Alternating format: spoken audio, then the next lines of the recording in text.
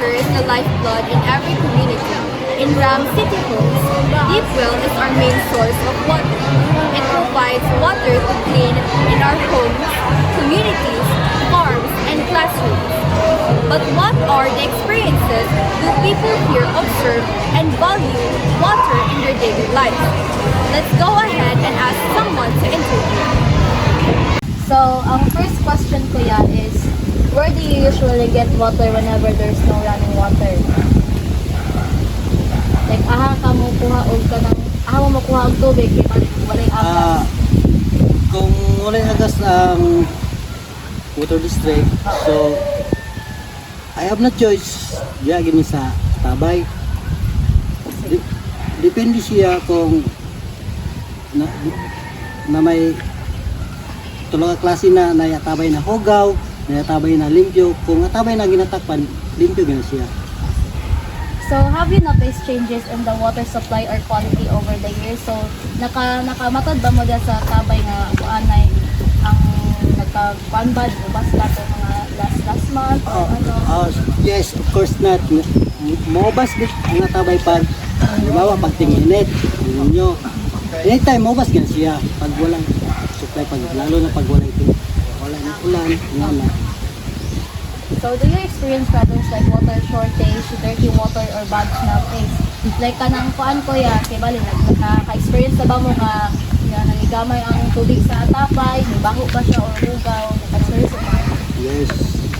Naka-experience niya na pag ubas ang natabay, siyempre ay smell good ang iyang baho kay malaman mo dry man ang iyang yuta nga siyempre magawas na ang iyang baho. Muna mo gaya siya, makahingon mo na manimahog yung tabay. Thank you po, Kuya. Where do you usually get water whenever there's no running water? Manang katong asa mo magkuha o water, Kuya? O, nasa ko sa tabay. So, have you noticed changes in the water supply or quality over the years? So, na-change ba ang quality sa atabay in the past few years, Kuya? O, ma-change na siya kay kanang usahay mo ulan, pagbaha, pag-check sa bilang ng tubig. Water mo na siya nasa yung color. So, do you experience problems like water shortage, dirty water, or bad smell or taste? So, na-change ba ang murag naka-experience ba mo og problems na kanang kuan hubas ang atabay niya, mahugaw siya tapos mabaho? O, ma-experience ko, kanang mahupsa yun siya, kanang tag-init niya, wala nang lahi mo na, hanap mo na, baho mo na hanap. Ano yung mga experience mo, baho ang tabay.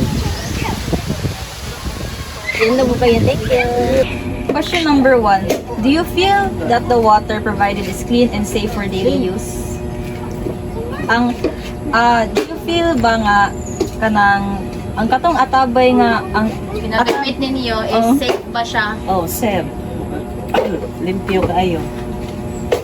how do you use the water as your daily source of water whenever there is no running water? So, unsaon na niyo paggamit atong atabay kung walay ka ng awas bitaw Sa sa hugas plato, ligo, o kanang kaning hugas plato, pangligo, panglaba.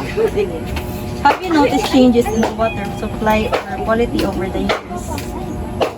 Ay kanang Naka-experience ba mo nga kanang Na-change ang quality sa water nga nilikuan ba? Ano, sahay malubog, o dili na limasan. Okay, thank you kaayo. Voices of community. Well, so one of the sources of water for those who struggle with scarcity.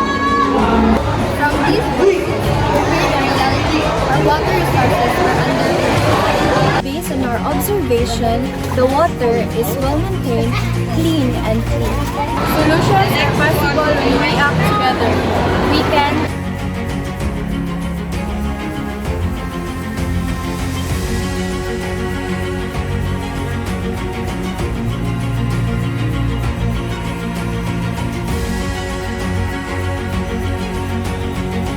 Our water is not infinite.